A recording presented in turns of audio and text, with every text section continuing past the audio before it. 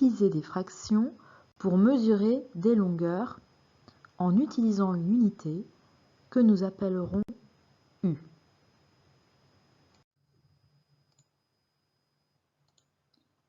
Nous allons chercher ensemble comment mesurer ces trois segments A, B et C en utilisant uniquement la bande U.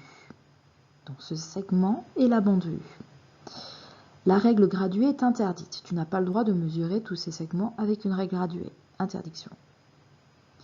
Alors, voici notre bande de référence qui est l'unité. C'est avec cette bande U que tu devras mesurer les trois autres segments. Observe bien ce segment, l'unité. Combien mesure-t-elle?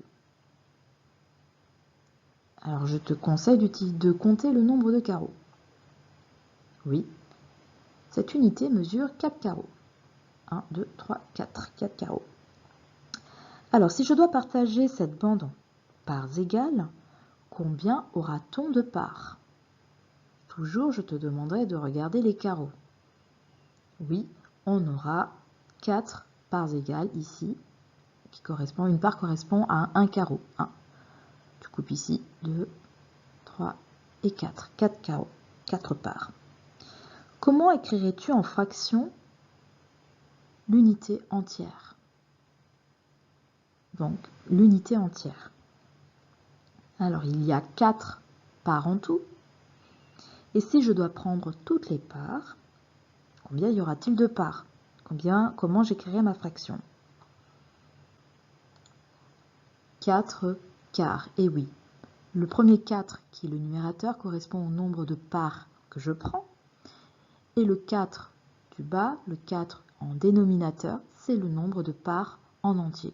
Donc l'unité correspond à 4 quarts.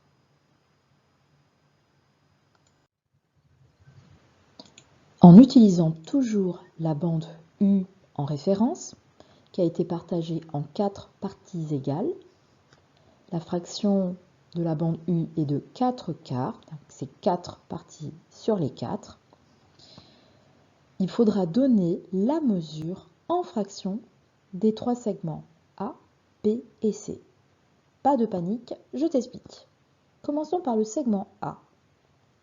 Observe le nombre de carreaux. Combien y en a-t-il? Il y en a 2. Maintenant, ce qu'il faut toujours faire lorsqu'on doit donner la mesure d'un segment en fraction, il faut comparer avec l'unité de référence. Lorsque je compare le segment A avec l'unité de référence, je remarque que le segment mesure 2 carreaux sur la totalité de mon segment, qui fait 4 carreaux. Donc à ton avis, à quoi correspond le segment A par rapport à l'unité? Il s'arrêterait là. Oui, ça fait 2 quarts de l'unité. On s'arrêterait là. C'est 2 parties sur les 4. Nous allons passer au segment B. Observons maintenant le segment B. Alors, combien y a-t-il de carreaux? Le segment B mesure 3 carreaux. Comparons toujours avec l'unité. Alors, notre segment, si je compare avec l'unité U, s'arrêterait ici. Par rapport à l'unité U, combien mesure le segment B? Alors, tu regardes le nombre de parties. 1, 2, 3, sur combien? Sur 4. Donc, la mesure de l'unité B est 3 quarts de U. 3 quarts, 3 parties sur les 4. Passons maintenant au segment C. Ici, le segment C mesure 1, 2, 3, 4, 5 carreaux. Nous allons devoir toujours comparer avec la bande U. Cette fois-ci, le segment C est beaucoup plus long que l'unité U. ici. Comment allons-nous faire? Revenons à l'unité U. Nous savons qu'elle fait 4 quarts. Dis-moi, à quelle fraction correspond juste cette partie-là? Cela correspond à une partie sur les 4, donc ça correspond à un quart. Ici, nous avons une autre partie qui correspond aussi à un quart, encore un quart et un quart. Du coup, nous avons un quart, un autre quart, un quart. Donc, combien y a-t-il de quarts? Il y en a 4 qui correspondent à 4 quarts. Au final, un carreau correspond à un quart. Nous avons ici un quart et un autre quart. Un quart et un quart font 2 quarts. Ici, nous avons combien de quarts? 1, 2, 3. 3 quarts. Alors ici, à quelle fraction correspond le segment C? Sachant que un carreau correspond à un quart. Un quart, 2, 3, 4, 5. Cela fait 5 quarts, tout à fait. Remarquons aussi que le dénominateur ne change pas. Pour quelle raison? Notre référence est l'unité. Nous restons donc toujours en quart. Nous comptons en fait le nombre de parties. Ici, il y en a 2 parties sur les 4. Ici, 3. Et on peut même dépasser 5 quarts. Nous allons passer à un tout autre exercice.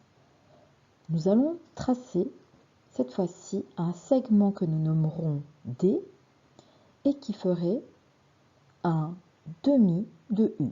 Tu as remarqué que U est toujours notre référence. Là, tu vas te poser la question, un demi. Mais ici, nous sommes en quart. Attention, ne reste pas bloqué par rapport au quart. Nous avons ici un segment U que nous avons au préalable partagé en 4. Est-ce qu'on peut partager d'une autre façon? Évidemment. Nous pouvons la partager en 2. Comment peut-on obtenir 2 demi, c'est-à-dire 2 parties sur 2? En fraction, je te rappelle, les parts sont toujours égales. Donc, nous allons couper notre bande, nous allons partager notre bande en 2, ici. Donc, il faudra que tu traces maintenant D, qui correspond à 1 demi. Donc, ici, nous avons un demi et un autre demi. Donc, nous avons 2 demi de la bande U. Tu vas devoir maintenant tracer ici un demi de la bande U, qui correspond simplement à sa moitié. Alors, nous avons donc ici un demi qui correspond à ce segment-là. Tu remarqueras que A et D, les segments A et D, sont de même longueur. Tu as raison, mais ils n'ont pas les mêmes noms. Ici, nous sommes en quart et là, nous sommes en demi. Mais ils ont la même dimension, la même longueur. Donc A est égal à D. On peut dire que 2 quarts de U est égal à 1 demi de U. C'est exactement la même chose. Voilà, j'espère que tu as compris.